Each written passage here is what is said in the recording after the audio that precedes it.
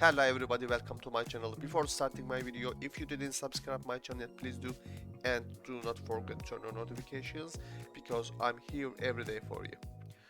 Alright guys, in this video we're going to start validations.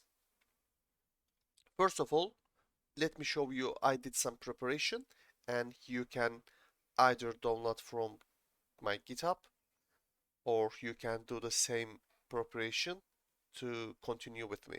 Okay, I create a controller which is called validation controller. All right, and I create an example section. I create two different action method. All right, and also I create a model, a company which is called company. We're going to use while we doing our validations. All right, and I also need a view, but I would like to create and add my forms on live because I would like to show something and talk something while I was creating my view. Alright guys, let's start some explanation about validation. Our previous lesson we learned how to get data from user. Now it is time to validate them. So what is the validation, right? So why should we use validation? They are good questions, guys. Just imagine you created a form and you are receiving data from user, and at the end of the process you are going to save those data to your database or file or somewhere else. Okay, in this point we are using validation systems to prevent unwanted, irrelevant or wrong data to keep in our database. Okay, so we need to keep your database, we need to keep our file and folder system clean. Okay, this is the very basic definition for validation, guys.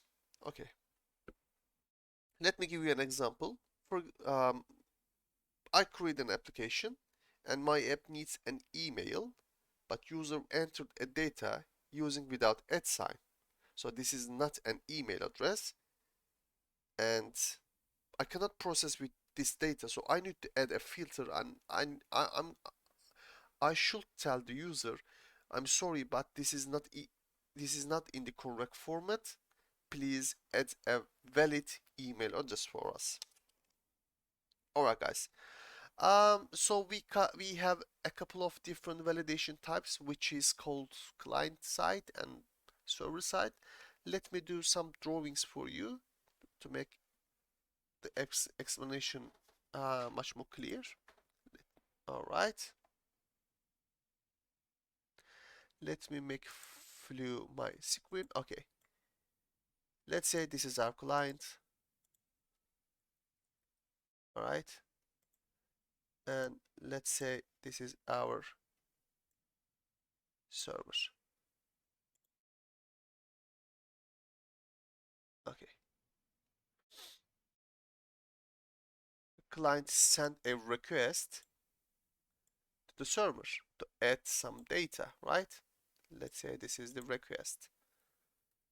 Request. Alright, guys. I'm going to show you how we going to add validations, how we can add logic, how we able to catch them. But let's go through with the how it's working and why we are using these validations first of all. Okay, let me take my pen. This is the pen, right? Yep. Okay, perfect. Alright guys, once a client sent a request to server side, we add some validations. Let's say add validations, and we're going to filter those data, and if this data is valid, we will process. But if it's not valid, it is going to reject it and it will go back to user with an error message. This is how we use in server-side data validation. But every time if we use in server-side validation, it can be kind of overload on our servers and it makes our server run a little bit slower. So that's why we have client-side validations. Okay, let me change my color. Just imagine there is some forms here. For example, product name, quantity, email address, whatever it. Okay, there is a lot of form here, and let's send button over there. Just imagine a user enter their information, and once click this send button, request before request send it, it is going to be validated in our client, and if there is error, we're going to receive it as an error message or here. It up to you how you design your error message. Okay, but the most important thing, we didn't send the request yet. All right, but some people try to bypass our client-side validation. Okay, and I'm going to show you how you can bypass it, by the way. Using inspect page, you can bypass the validation and force to send a request again. If you didn't add any server-side validation, your database is going to be messed up. So we are using client-side validation and server-side validation together. If someone bypass this client-side validation, we have a server-side validation like a fortress, keeping our system safe. But we are using client-side validation as well to keep our server um, load little bit low. Okay, to keep not to keep it busy too much. All right. So that's why we are using client-side and server-side validations. All right, let me close this section. I assume you understand client-side and server-side validations. All right, let's. All right, okay, perfect. Uh, all right. Let me continue action methods. All right, guys, we can start. We can start. Try to use an example. What is the next question? How we can add our validation logic? Okay, to add our validation logic, okay, um, obviously we are using data annotations attributes, but let's do some irrelevant and rubbish code. Uh, Try to add some logic, okay? Okay, all right. Let's first of all create a form, add view, empty, add. Let's create a view first. We need a form to send a data to our action method.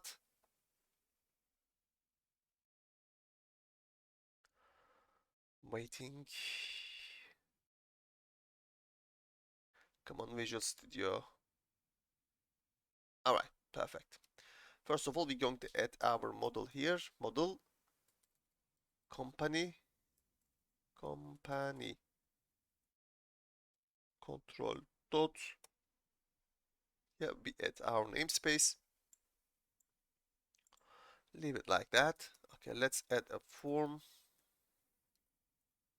But we need to use tag helpers. Let's go back our previous views to receive a tag helper. Yep, let's take this and add our project. Perfect. Form ASP controller. What is the name of our controller? Validation. Validation. ASP action. We left the product, right? It's going to be company, by the way. Company.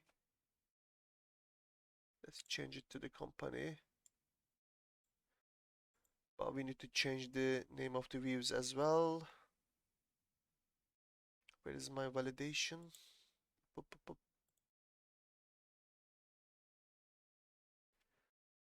Company. Let's change this one as well. Company. Company. Alright, everything is up to date right now. Perfect. Okay, where we left?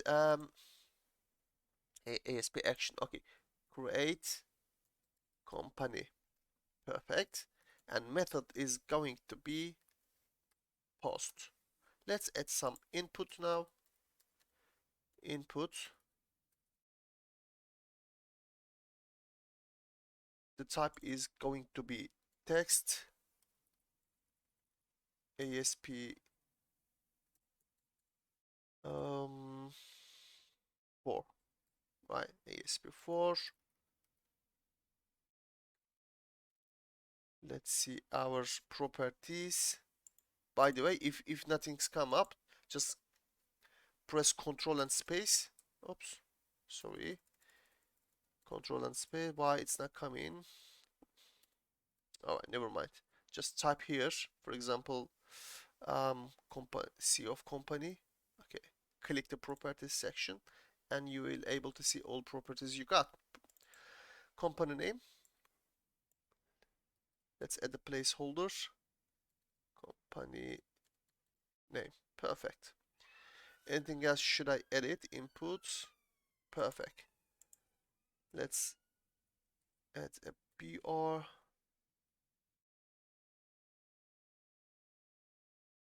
I'm gonna copy and paste. How many we have? 3, 4, 5. Alright, let's add 5 more. Alright. Company name. Address, phone, email. Address, phone, email. Employee count. Alright, so let's assign the types. It's going to be text, text. This is the phone. We can send both number and text, but I'm gonna leave it phone because we can use international symbols. Email is going to be email. Employee count is going to be number. Alright, perfect. Is there anything should I? Okay, let's change the placeholders as well. Address, phone, numbers, company email, address, employee count. Alright, perfect. So we have our form. Let's add a button here as well. Send data. Alright, perfect.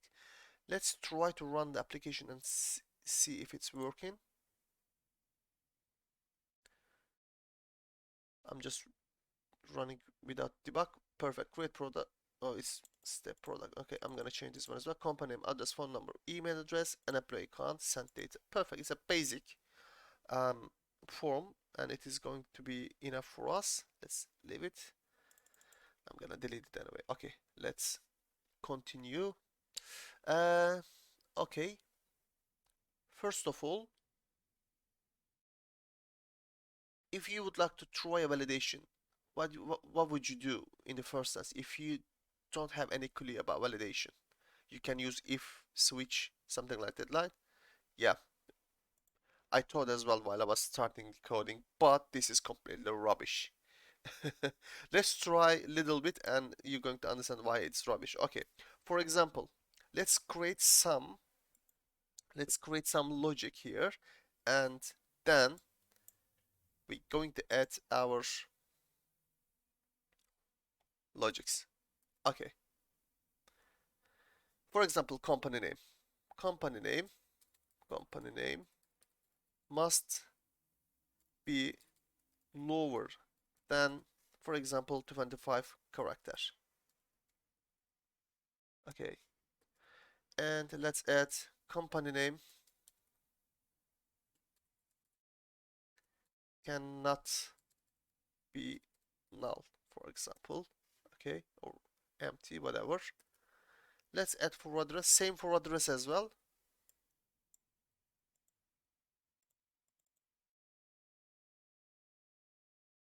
But address can be a little bit longer. Let's make it 50. Okay, but it cannot be null again. The phone number,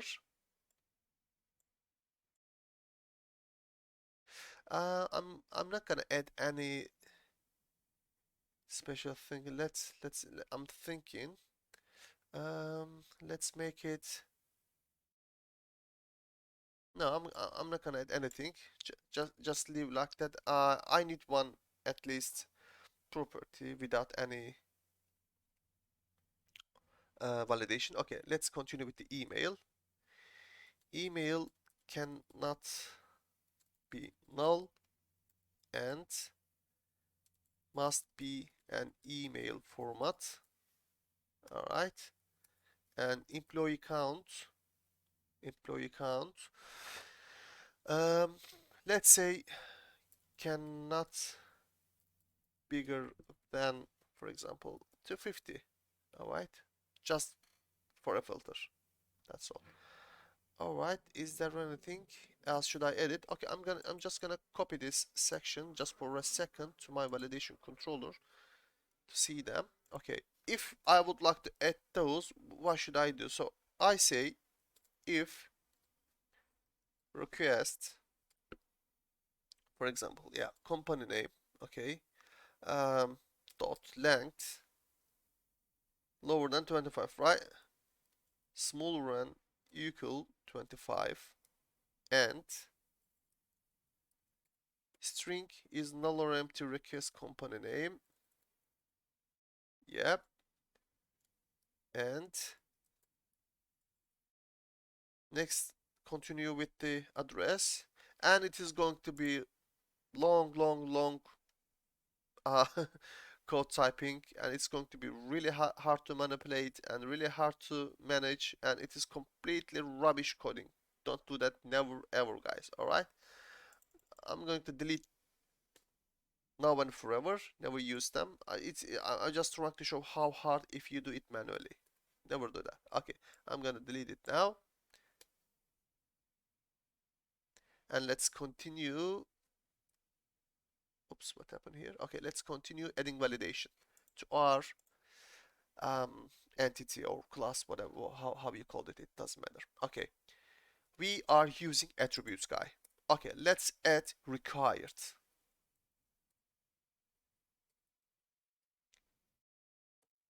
All right, so this is comes from data annotations namespace. Okay, it means you have to enter company name no matter what. You can't go through if you didn't put anything. It is required. Okay, so we can also manipulate the error message. Error message, let's say, hey bro, add a company name. All right, this is how we are adding um, the validation filter for a property using data annotations. Okay, if you would like to add another thing, add another one. Okay, for example, string length must be 25. And if you would like to add an error message, as you can see, there are overloads here. It int maximum length, and property is error message. Okay. Also, you can add a minimum length as well, as you can see. All right. It's up to you. In our scenario, we only have maximum length. Okay, let's add an error message, and it is going to be, oops, it is more than 25.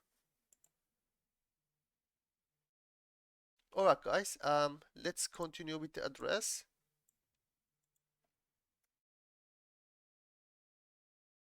The string length is 50 for the address. Error message, bro, add an address here. Oops, it's more than 25, it's more than 50, and let's go through with phone. I didn't add anything to phone. Let's continue with the email.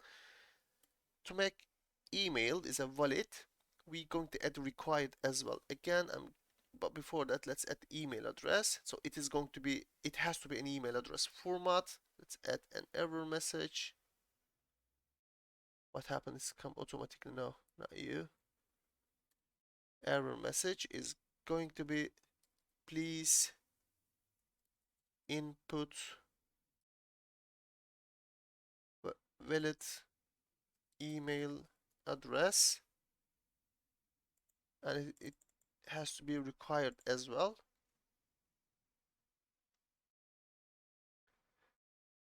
Hey bro, add an address. No, oh, let's delete it. There's too many letters. Okay, I need an email. Okay, so we add all of them. I'm gonna delete it, by the way, employee. I'm not gonna use it, but I need a little bit more empty property for my. You can consider the preparation for next lesson. All right, it's going to be enough to show you how we are using that annotations, adding validation logic in our project. All right, now we add our validations. So how are we able to catch them? It's a good question. Let's get back our controller. So we need to catch those, right? So we're going to use model state. What is the model state? Model state is a property located in your action method, located in your context, and it shows you the status of your request validation status. I can say basically, right? Okay. Let's, if my model state, yep, here we go, model state here, is valid. If it's valid, do something. Actually, we always using as a best practice, if it's not valid. So my model state, if it's not, if it's not valid, so this returns true or false. It returns boolean. Let's have a look. It's boolean, true or false. If it is false, we do some actions. You can have your logs. You can return a meaningful message to user. You can do everything you want here after validation. Okay, and if it's valid, now we can do our algorithms or add update to our database. You can do everything related to your application. Okay, let's put a breakpoint and let's try our model state. Is it working or not? Okay, I'm gonna put my breakpoint here and let's start using debug mode.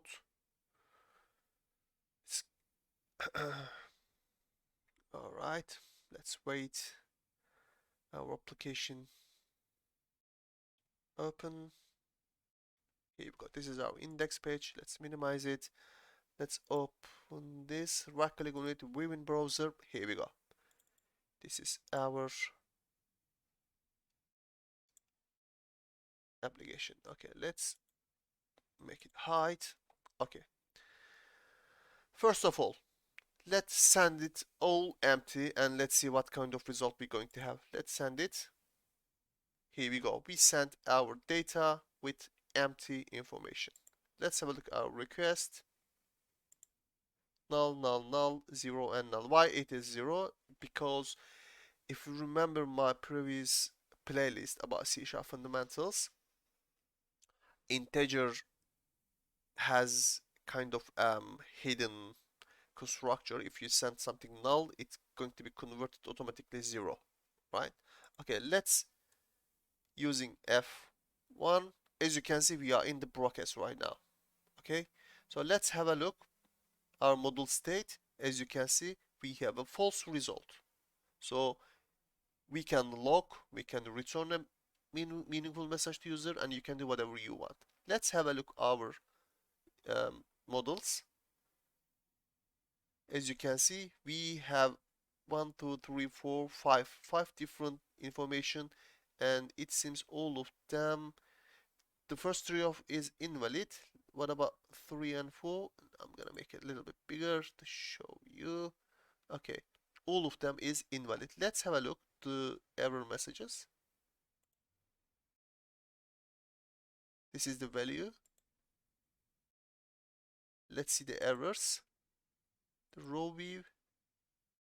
Why I can't see? Just a second. Okay, let's have a look again. This is the email, the value, errors.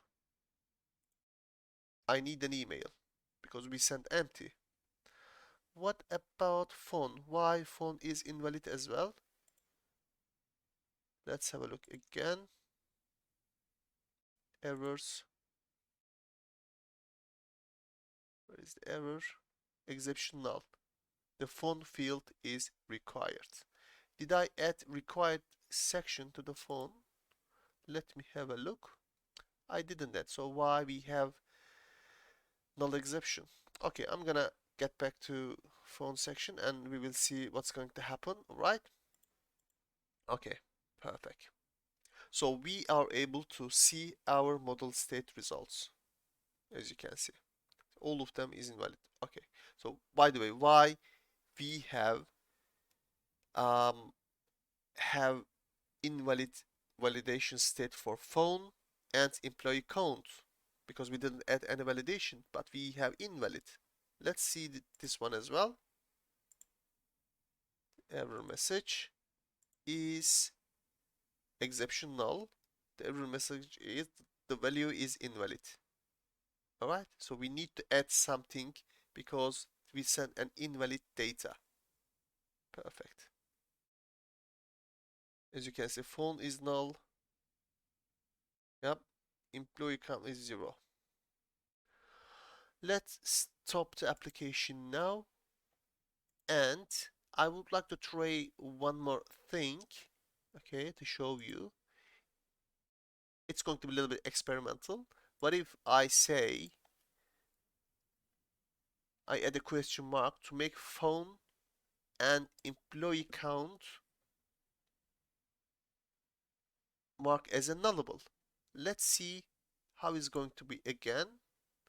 I just wonder, is it going to work or not? All right, let's right click and send it again. Perfect, here we go. Let's send it. Let's have a look at our model state again. We have 5 entry. As you can see, phone is valid, employee count is valid, and the other 3 of them is invalid. Why we have valid? Because we mark them as a nullable. Okay, so if you didn't add any required anyway, if you mark them um, specifically nullable, you're going to get a required message as well. Actually, not required. You're going to get an invalid, null exception messages. Alright, guys. I assume you understand how we are catching our error messages using model state. Okay. So rest of them is we need to add those messages to our view and show user. Okay, let's do it. I'm going to return view again, but I'm gonna send the request as well because I want my user see the entry what you did exactly with the error messages. If I send the empty view, the data, the entered data is going to be vanished. Okay, let's keep it with the request. All right, and and there is one more thing I need to add my view section. Let's open my view. We need to add a span. Let's add a span here. There is just one ASP tag helper. 4 spans, which is for validation. ASP validation 4. Okay, so it is going to be for company name. It is going to be bind to company name. Okay, let's make the text color something different. Class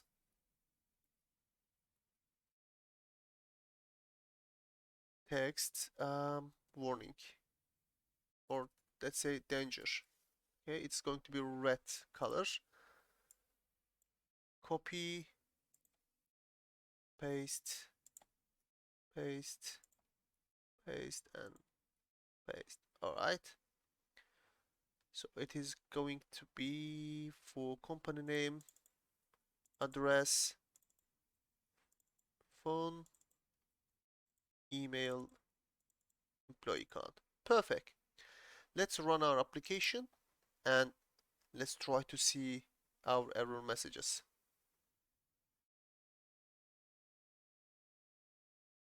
Let's pin our Solution Explorer and view in browser. Alright. Now I'm going to send I'm gonna send everything empty again. Let's continue. As you can see, hey bro, add a company name, add an address, I need an email. As you can see, we received our error messages. Let's put them all just under our inputs. Where is my CSHTML file? I'm going to add this PR here, here, here, and here. All right, it is going to work, I guess. Let's add them all again. Let's try again. And this time I'm going to try to add different information, not just empty. Even browser. Perfect. Let's send the data. I'm gonna remove the breakpoint now. Okay, as you can see, we are receiving data. Okay, let's add a company name. Let's use a big one. Let's try to send data. How many we add, by the way?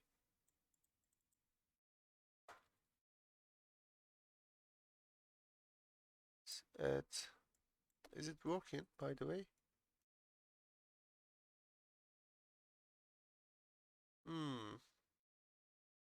Alright, it is interesting. Let's have a look. I guess it is automatically bind 25 character length. Let me have a look quickly. I'll inspect. This is head. This is body. Where is our... Here we go, container. Form. Okay, this is our company name. As you can see, data value length max 25. Data value is required. This is our error message. Let's try to add something different to the address. As you can see, we can't add more than 50. So it is client-side validation, guys. If you try to add some email address, let's try to add, we can't send it, as you can see. Yeah, it is still saying I need an email. We can't send it.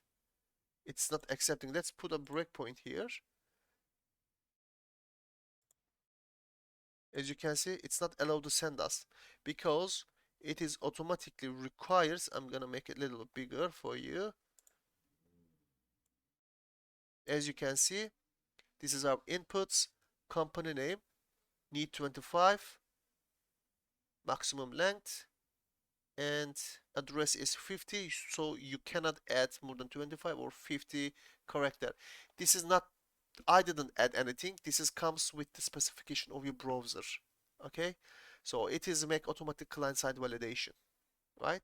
If I say here, instead of, let's edit attribute. Instead of 50, all right, I can add more than 25. So the people can send this kind of data to the server side. So that's why we need both client side and server side validations. Okay. Okay, let's continue. Let me show you email. Where is the email? This is the email address. As you can see, the type is, where is the type? The type is email. So it has to be email format. Okay. As you can see, there is an input validation error here. We need to add a valid email. Then be able to send our data. Yep. As you can see, now we send it to server side. Let's continue. See the result. Perfect. All right. What if I text change? Sorry. What if I change the email to the text from my browser? Let me have a look. Where is my email again? Yep. All right. Let's edit attribute. Let's make it text. Okay. What if I send text now?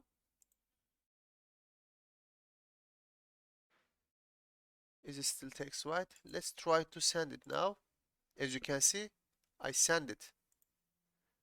Email, it comes with a wrong format manipulated by our browser. So some people try to bypass your application and send irrelevant data to your server. So that's why we have server-side validation as well. All right. I guess I'm gonna finish this lesson here. I assume you understand everything what I'm trying to show you in this lesson. Let me have a look my notes. Should I tell you anything extra? All right. It seems everything okay. I'm going to finish this lesson here, guys. Next lesson we're going to continue validations again with some kind of different subject. I'm going to show you how we able to use model metadata type, and I'm going to mention about little bit fluent validation, but we're not going to go through deeply about validation because it is a third-party library. I'm just going to mention about a little bit, and that's all. Next lesson we will continue our validations. Take care of yourself. See you next lesson. Bye bye.